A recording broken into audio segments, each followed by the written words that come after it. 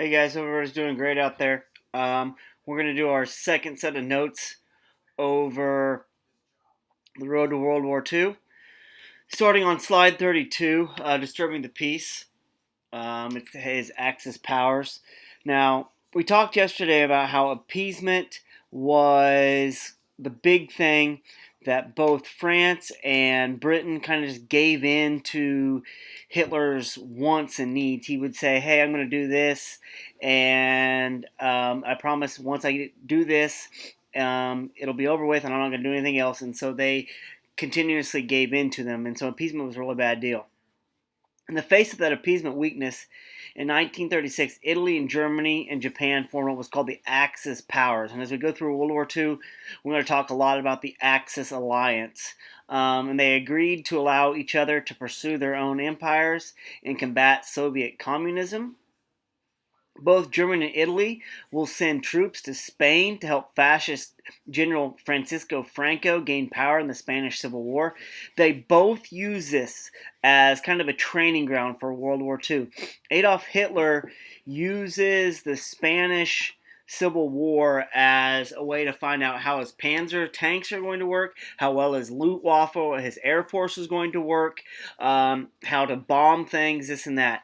And so he kind of uses it as a training ground for World War II. During the action, Germany experimented with its new planes and tanks, like I said, and Hitler was encouraged with the effective results. On to German expansion. Now, first off, Hitler will want to unite with Austria. He was born in Austria. He wanted to conquer Austria and add it as part of his Third Reich. Many Austrians wanted to be part of the German Reich. So in 1938, Hitler forced the Austrian chancellor to put the Nazis in power. When the chancellor refused, Hitler sent the German army into Austria and imprisoned all the critics, and they simply kind of just disappeared. That's when the first kind of political rivals start being sent to concentration camps. He again broke the Treaty of Versailles, but the Western powers again do nothing because they're too weak to do anything. And they're practicing this appeasement. You can look on the map on the next page. You see how Germany annexes Austria, and then they will look to Czechoslovakia. Second, after Austria is taken, 1938, Hitler demanded that the Sudetenland, which was part of western portion of Czechoslovakia that was mostly inhabited by Germans, would be annexed into this new Third Reich. He wanted that area because it was rich in farming ground, and he knew that he was going to have to be able to feed his armies. So he looked to try to conquer that area to gain that farming land. Hitler and the Nazi propaganda leader Joseph Goebbels fabricated stories of how horrible the Germans living in the Sudetenland are being treated by the Czech government. To discuss the matters and avert war, the leaders of Britain and France met Hitler in what was called the Munich Conference, and they again will appease to his wants and his needs. You can look on the next map and you can see where he gets the Sudetenland. He then moves in to pretty much take over all of Czechoslovakia.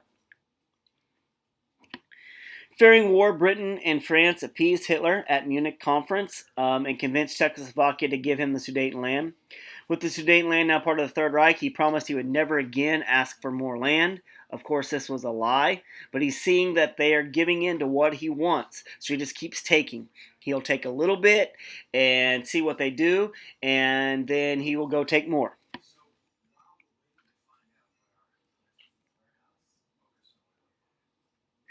You can scroll through the pictures there and kind of see as they go in and take over the land how people were pretty distraught, having to hail Hitler and things like that.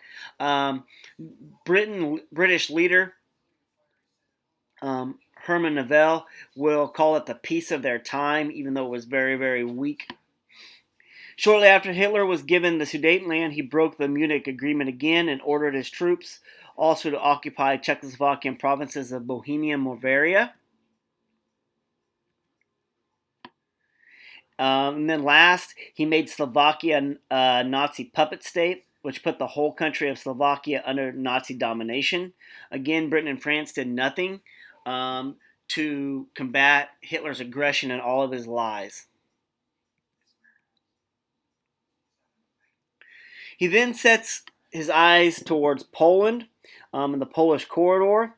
With Austria and Czechoslovakia in the Nazi hands, Hitler turned east to Poland to attain his quest for Lebensraum, or more land, for the German people.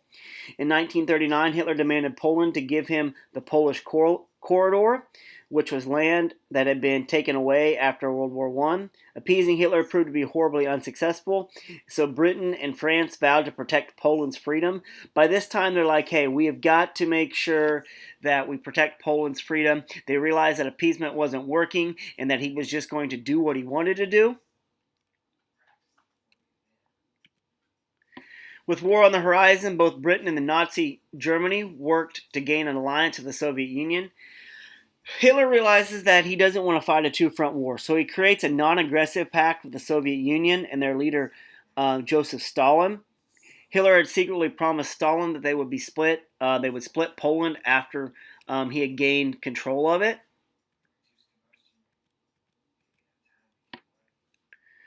With Nazi Germany and the Soviet Union invading Poland only 1 week after their pact was formed, they defeated the weaker country in less than a month. Britain and France responded by declaring war on Germany, thus beginning World War II. So when he invades Poland, they pretty much set up and they say, hey, we're not going to take any more. Once he conquers Poland, Britain and France will declare war on Germany, and it begins World War II. The United States tries to stay out of it. We tried to stay isolated during this time. We'll get dragged into it in a couple years after this. So in 1939, the invasion of Poland will officially start World War II. And on this last slide here, you can see kind of just the domino effect. Japanese and Italian imperialism will be the start of it. Hitler will rise to power and rearm Germany. He occupies the Rhineland, then takes over Austria, Czechoslovakia, where Britain and France practice appeasement. And then finally, when they conquer Poland and split it with the Soviet Union, Britain and France will declare war. So there's kind of it. I know, guys, I'm going through this really fast. My videos, they take a long time to download, so the quicker the better, and I don't want to make you have to sit through a lot of this stuff. So I hope everything's going great for everybody. If you have any questions, email me or put it on Google Classroom, and I'll get them answered. We will get back with you next week. We'll start the World War II unit. We'll have three PowerPoints over it, the Axis victories, the Allied victories, and then we'll talk about the Holocaust. So have a great week, guys. Talk to you later.